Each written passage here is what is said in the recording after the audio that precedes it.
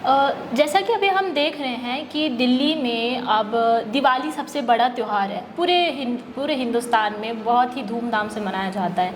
तो जहां केजरीवाल सरकार दिवाली में पटाखों को लेके बैन करती है और हम मुस्लिम लोग जहां बकरीद मनाते हैं और वो लोग खुला समर्थन करते हैं, इस पे आप क्या कहना चाहेंगे? बहुत प्यारा क्वेश्चन। मुझे मालूम था कि कहीं ना कहीं ये हिंदुत्व और इस्लाम बीच में आया और आना भी चाहिए, क्योंकि 9 साल से ये जहर पिलाया गया है। मैम, दिल्ली की ना प्रॉब्लम थोड़ी दूसरी है, मैं आपको वो बता देता हूँ। दिल्ली में जो रजिस्टर्ड गाड़ियाँ हैं, दिल्ली की कैपेसिटी है 68 लाख गाड़ियों की। गाड़ियाँ हैं वहाँ पे 1 करोड़ 20 लाख प्लस। उसके बाद में उसके बाजू में लगा हुआ एनसीआर, जिसमें आपको वहाँ पे एचआर सीरीज़ की गाड़ी भी मिलती है। बाजू में नोएडा लगा हुआ है, जिसमें आपको यूपी की सीरीज़ मिलती है। और एनसीआर में 2 डिस्ट्रिक्ट राजस्थान के आते हैं, आपको आरजे सीरीज़ की भी गाड़ी मिलती है। जहाँ दिल्ली में इतनी डेंस पॉपुलेशन है, उसके ऊपर में इतनी गाड़ियाँ हैं। फटाके बैन करने का अर्थ ये नहीं है कि हम हिंदू धर्म के विरोध में आ गए। कई बार क्या होता है, 2 अलग अलग चीज़ों को कोरिलेट कर दिया जाता है। इसका बकरीद के जो आप कहना चाहिए कि उसका समर्थन करते हैं, इसका मतलब ये नहीं हो गया कि हम लोग इस्लाम प्रेमी हो गए। होता ये है कि बीजेपी इसकी मार्केटिंग करने में, चरित्र हत्या करने में सबसे मास्टर पार्टी है। उसको 2 चीज़ें बहुत अच्छे से मालूम है, एक मोदी को भगवान दिखाना और दूसरे को शैतान दिखाना। ये सवाल वहीं से निकला हुआ है।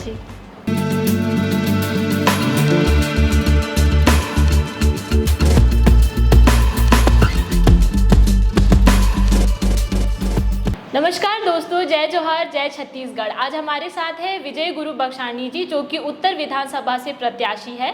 और आइए जानते हैं, हम इनसे बातचीत करते हैं। अगर वो यहाँ से चुने जाते हैं तो आने वाले समय में वो क्या विकास कार्यों पे ध्यान देना चाहेंगे?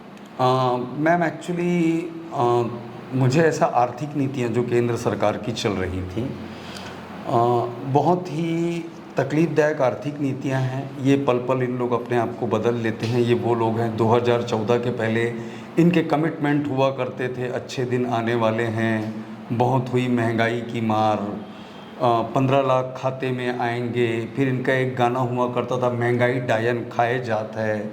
इनके एक्शंस और वर्ड्स जो थे वो आपस में मैच नहीं कर रहे थे। जब तक हो सका मैं लोगों से इन बातों को लेकर के तर्क वितर्क करता रहा, लेकिन उनको कहीं ना कहीं वो बांध दिया गया था। एक धर्म के मोह पाश में बंधे हुए लोग थे वो। मुझे ऐसा लगा कि ये लोग ऐसे नहीं समझ पाएंगे, इसलिए मुझे लगा कि राजनीति में उतरना पड़ेगा और उस आर्थिक जो इनकी कुनीतियाँ हैं, गलत नीतियाँ जो इन लोगों ने की हुई हैं, इसको दूर करने के लिए मैं राजनीति में आया जी। और ये जो बीजेपी और कांग्रेस है, और आप जैसे एक आम आदमी पार्टी से बिलोंग करते हैं, तो आप बीजेपी और कांग्रेस से आम आदमी पार्टी को किस तरह अलग देखते हैं? मैम, बहुत सारी फ़र्क हैं। मुझे ऐसा लगता है कि आम आदमी पार्टी को राजनीति का कोचिंग इंस्टीट्यूट होना चाहिए। उसका कारण है, बहुत सारे टास्क जब यहाँ पे मिलते हैं, क्योंकि कांग्रेस और बीजेपी में कोई टास्क नाम की चीज़ नहीं होती। उनके टास्क होते हैं भंडारे, उनके टास्क होते हैं कांवर, उनके टास्क होते हैं लंगर, उनके टास्क होते हैं धार्मिक नौटंकियाँ। कांग्रेस में टास्क होते हैं भैया के जिंदाबाद के नारे लगाना, भैया के जन्मदिन की बधाई देना जी। ये इनके टास्क होते हैं। आम आदमी पार्टी आपको ग्राउंड पे काम कराती है।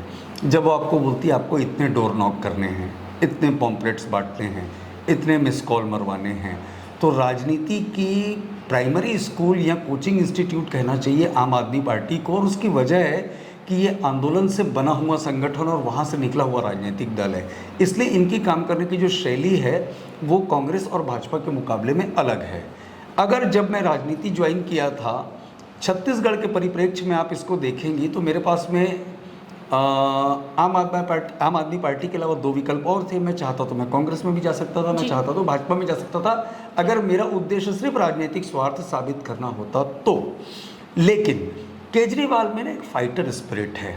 उस आदमी ने अपने जीवन का पहला चुनाव लड़ा शीला दीक्षित के खिलाफ, वहाँ पे वो विनर रहे। उन्होंने दूसरा चुनाव लड़ा पीएम के खिलाफ में, बनारस में भी वो 2nd पोजीशन में थे। आप समझिए, उस उत्तर प्रदेश में जहाँ कभी कांग्रेस, बसपा और सपा सत्ता में रह चुकी थी, वहाँ पे भी वो आदमी जाकर के 2nd पोजीशन पे आया और ये तीनों के तीनों पीछे खसक गए। तो लड़ने के मामले में केजरीवाल जी का कोई मुकाबला नहीं है। मैं उनके फाइटर स्पिरिट का इनसे इंस्पायर्ड हूँ। जैसे अभी वर्तमान में आप भूपेश बघेल को देख रहे हैं, तो आप उनके कार्यों को किस तरह देखते हैं? उनकी जो योजनाएं हैं, जैसे अभी आत्मानंद स्कूल हो गया, चाहे बेरोजगारी भत्ता हो गया, इसको आप किस तरह से देखते हैं? ऑनेस्टली कहूँ तो इसको नौटंकी की राजनीति कहते हैं। नौटंकी की राजनीति इसलिए क्योंकि उन्होंने जो आत्मानंद का मॉडल लाया है वो दिल्ली की जो शिक्षा मॉडल है उसकी उन्होंने कॉपी की हुई है। लेकिन एंड ऑफ द डे आपने कितनी भी बड़ी फैक्ट्री लगा ली, अगर आपके पास वर्कर नहीं है तो उस इंफ्रास्ट्रक्चर की वैल्यू ज़ीरो हो जाती है। स्कूलों की बिल्डिंग को रंगा गया है, पोता गया है, लेकिन वहाँ पे जो शिक्षा का स्तर है ना वो अभी भी गिरा हुआ है। सिलेबस चेंज कर दिया आपने, बुक्स ला दी आपने इंग्लिश में, लेकिन जो वहाँ पढ़ा रहे हैं वो मुझे अभी भी अप टू मार्क नहीं लगते। जैसा कि अभी हम देख रहे हैं कि दिल्ली में अब दिवाली सबसे बड़ा त्यौहार है, पूरे हिंदुस्तान में बहुत ही धूमधाम से मनाया जाता है। तो जहां केजरीवाल सरकार दिवाली में पटाखों को लेके बैन करती है और हम मुस्लिम लोग जहां बकरीद मनाते हैं और वो लोग खुला समर्थन करते हैं, इस पे आप क्या कहना चाहेंगे? बहुत प्यारा क्वेश्चन। मुझे मालूम था कि कहीं ना कहीं ये हिंदुत्व और इस्लाम बीच में आया और आना भी चाहिए, क्योंकि 9 साल से ये जहर पिलाया गया है। मैम, दिल्ली की ना प्रॉब्लम थोड़ी दूसरी है, मैं आपको वो बता देता हूँ। दिल्ली में जो रजिस्टर्ड गाड़ियाँ हैं, दिल्ली की कैपेसिटी है 68 लाख गाड़ियाँ हैं वहाँ पे 1 करोड़ 20 लाख प्लस। उसके बाद में उसके बाजू में लगा हुआ एनसीआर, जिसमें आपको वहाँ पे एचआर सीरीज़ की गाड़ी भी मिलती है। बाजू में नोएडा लगा हुआ है जिसमें आपको यूपी की सीरीज़ मिलती है, और एनसीआर में 2 डिस्ट्रिक्ट राजस्थान के आते हैं, आपको आरजे सीरीज़ की भी गाड़ी मिलती हैं। जहाँ दिल्ली में इतनी डेंस पॉपुलेशन है उसके ऊपर में इतनी गाड़ियाँ हैं, फटाके बैन करने का अर्थ ये नहीं है कि हम हिंदू धर्म के विरोध में आ गए।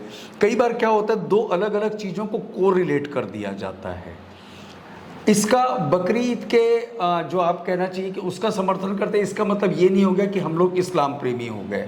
होता ये है कि बीजेपी इसकी मार्केटिंग करने में, चरित्र हत्या करने में सबसे मास्टर पार्टी है। उसको 2 चीज़ें बहुत अच्छे से मालूम है, एक मोदी को भगवान दिखाना और दूसरे को शैतान दिखाना। ये सवाल वहीं से निकला हुआ है। जी। तो जैसे इन्होंने बताया कि हम किस तरह से देख रहे हैं कि हिंदुत्व और मुसलमानों के बीच जो ये विवाद हर बार पैदा होता है। सर, जनता आपसे जानना चाहती है कि अभी हम लगातार देख रहे हैं ईडी के मामले में केजरीवाल, पहले तो सिसोदिया जी, उसके बाद अब केजरीवाल का भी नाम आ रहा है, तो आप केजरीवाल के नाम पे कैसे वोट मांग रहे हैं? मैम, इसका आंसर मैं आपको दे देता हूँ।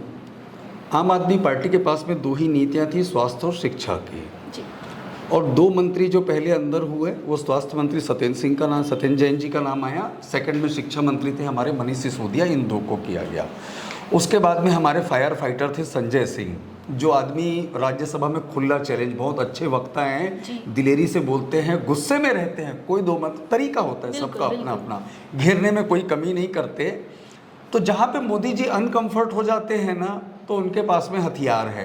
भाजपा की करीब कुल 36 शाखाएं हैं, जिसमें भारतीय जनता पार्टी की युवा मोर्चा, फिर वो उनका वो फलाना व्यापार प्रकोष्ठ, चिकित्सा प्रकोष्ठ और वो झुग्गी झोपड़ी प्रकोष्ठ, वो अपने 3 प्रकोष्ठ को कभी बता नहीं पाए। वो प्रकोष्ठ आपको आज मैं बता देता हूँ।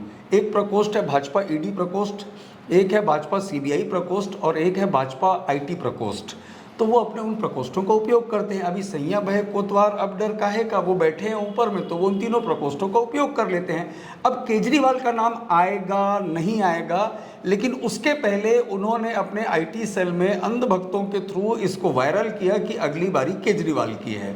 मतलब आपने चोरी की या नहीं की, पहले इस बात की मार्केटिंग कर दो कि इन्होंने चोरी की। साबित अभी कुछ हुआ नहीं है। साबित मनीष सिसोदिया की तो आज तक ये लोग रिपोर्ट सौंप नहीं पाए हैं कि स्थिति क्या है। आपको ध्यान होगा, लास्ट टाइम सुप्रीम कोर्ट ने कहा था कि भाई अगर आप कुछ सबमिट ही नहीं करोगे तो आप किसी आदमी को कब तक जेल में रखे रहोगे। ये इनकी तरीका होता है, ये बैड मार्केटिंग करने में मास्टर हैं।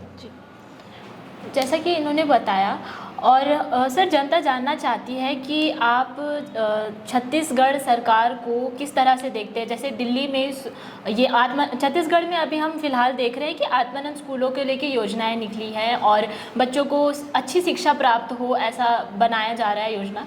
आप इसको किस तरह देखते हैं? मैम, मैंने आपको पहले ही कहा था, इंफ्रास्ट्रक्चर से कुछ होता नहीं है, मैन पावर का एक बड़ा रोल है। आपको ध्यान होगा कि पहले शिक्षा मंत्री हुआ करते थे, आज वही ह्यूमन रिसोर्सेज मिनिस्टर कहलाते हैं। रीज़न बिहाइंड कि आदमी भी अपने आप में एक संसाधन होता है। जब तक अच्छी क्वालिटी का ड्राइवर नहीं है, इससे कोई फ़र्क नहीं पड़ता कि आपके पास गाड़ी कौन सी है। आप मर्सिडीज़ ले लीजिए और नौसिखिए ड्राइवर को दे दीजिए, आपकी गाड़ी का सत्यानाश होना है। ट्रेनिंग जो होनी चाहिए, आप स्कूल में बच्चों को भेजते हैं, बच्चे कुछ सीख करके आएंगे, उन्हीं टीचर्स को ट्रेनिंग देने को लेकर के कोई प्रोग्राम नहीं है, जिसको लेकर के हमारी दिल्ली सरकार जो है हमेशा अलर्ट रहती है, जो ये हमेशा चाहती है कि आपको अपग्रेड करना पड़ेगा। जाहिर है, बच्चे हमारे जो आते जा रहे हैं, जिस जनरेशन में हम पैदा हुए, आज हमारे बच्चे हमसे स्मार्ट हैं, उनके बच्चे उनसे स्मार्ट निकलेंगे। तो कभी भी अगर कोई ट्रेनिंग में बंदा है, जो बंदा टीचिंग में है, उसको अपडेट करने के लिए भी उनको ट्रेन करना चाहिए, जो कल्चर हमारे छत्तीसगढ़ में नहीं है। बस उनको एक बार वो टीचर अपॉइंट हो जाते हैं, उसके बाद वो रिटायरमेंट चाहते हैं। ऐसी क्या ललक रहती है लोगों में कि लोग गवर्नमेंट जॉब पाना चाहते हैं। उसका एकमात्र कारण है, कोई KRA नहीं होता, कोई KPI नहीं होता, आपकी बस एक बार एंट्री होगी, फिर आपका रिटायरमेंट होगा। कोई डांटने वाला नहीं, कोई फटकारने वाला नहीं, आप लंबे समय तक टिके रहते हैं। इनको ट्रेन करना पड़ेगा, इनके अंदर में डर बैठाना पड़ेगा कि अगर आप परफॉर्म नहीं करेंगे तो आप आउट हो जाएंगे, तभी रिजल्ट आएगा। मैम जी, जैसा कि अभी हम देख रहे हैं, आप लगातार लोगों के बीच जा रहे हैं, संवाद कर रहे हैं, लोगों से जुड़ रहे हैं, तो अगर आपको आने वाले समय में अगर मौका मिलता है तो आप क्या विकास कार्यों पे ध्यान देना चाहेंगे? 6 चीज़ें मुझे लगती हैं, 6 के ऊपर ही काम होगा, 7वें पे मैं विचार नहीं करना चाहता। शिक्षा, स्वास्थ्य जो हमारा बेस है, बिजली, पानी 4, 5वें में रोजगार जो बहुत ज़रूरी है, क्योंकि अगर आपका कैश फ्लो सही नहीं है, फिर दुनिया की GDP कितनी भी बढ़ जाए, आप हल्ला उड़ा दीजिए, सेंसेक्स यहाँ पहुँच गया, GDP हम 5 ट्रिलियन कर देंगे, वो कर देंगे। दर्द आप उस आदमी से पूछिए जिसकी कोविड के बाद से नौकरी गई हुई है, जिसका कोविड के बाद से व्यापार गया हुआ है, जिसके लिए महंगाई 400 रुपये की गैस 1200 रुपये पहुँच गई, उनसे पूछिए। 6वीं चीज़, ये मेरा कमिटमेंट अपने आप से है कि अगर हम आए तो मैं सबसे पहले अपने क्षेत्र में लोगों को उनके पेपर्स से प्रॉम्प्ट करूँगा। यहाँ के नेतृत्व जो हैं वो इस मामले में कमज़ोर हैं। लोगों का आधार कार्ड, उनका पैन कार्ड, उनका ड्राइविंग लाइसेंस, उनका राशन कार्ड में नाम होना, उनका वोटर ID कंप्लीट होना, इसमें दोनों पैरेलल जिम्मेदार हैं। मैं सिर्फ नेता को नहीं बोलूँगा, जनता भी उतनी ही गलत है। मैं लोगों के पास गया, मैं 8 महीने से घूम रहा हूँ, लोग बोलते हैं भैया मेरा तो वोटर ID नहीं बना है। मैं तेली बांधा का आपको किस्सा बता रहा हूँ, 4 दिन पुराना। मैंने कहा अम्मा आप यहाँ पे कब आए? बोले मैं पहले गुड़ियारी में थी तो मेरे घर में पर्ची आती थी, आज 16 साल हो गया मुझे तेली बांधा में आए, लेकिन मेरी वोटर ID यहाँ पे पर्ची नहीं आती है। तो मैंने कहा वो पश्चिम था, ये उत्तर है, आपने क्या किया? बोले नहीं मैंने कुछ नहीं किया। मैं बोला चॉइस सेंटर गए? तो बोले नहीं। मैंने कहा पार्षद के पास गए? बोले नहीं। मैंने कहा किसी और नेता को आपने कहा? बोले नहीं। तो मैं बोला आपको क्या लगता है उनको सपना आ जाएगा? उनको सपना आ जाएगा। छोटे छोटे कैंप्स लगाने पड़ेंगे मैम, मोहल्ले में जा कर के, जिनके पेपर्स का जो प्रॉब्लम है उनको शॉर्ट आउट करना पड़ेगा। एक बार वो पेपर से कंप्लीट हो जाए तो ऐसा नहीं है कि जो आज राजनीतिक दल सत्ता में बैठे हैं या जो पहले बैठे थे वो कुछ योजनाएं नहीं लाते, वो बाद में आके अटक जाते क्योंकि उनके पेपर्स कंप्लीट नहीं होते। ये पेपर्स का कंप्लीट जो काम करने का है कि लोगों के कंप्लीट करने, ये मेरा अपने आप से कमिटमेंट है। तो ये थे हमारे सर गुरु बख्शानी जी, जिन्होंने बताया कि अगर उन्हें मौका मिलता है आने वाले समय में तो वो लोगों की किस प्रकार सहायता करेंगे और लोगों का जो बचा हुआ काम है, जो भी बचा हुआ काम है, वोटर ID कार्ड, आधार कार्ड, इन चीज़ों को बनवाएंगे और आने वाले समय में वो उन्होंने जो खुद से वादे किए हैं उस पर वो ज़रूर खड़ा उतरने की कोशिश करेंगे। ऐसी ताज़ा तरीन खबरों के साथ जुड़े रहने के लिए आप देखते रहिए भेंट मुलाकात।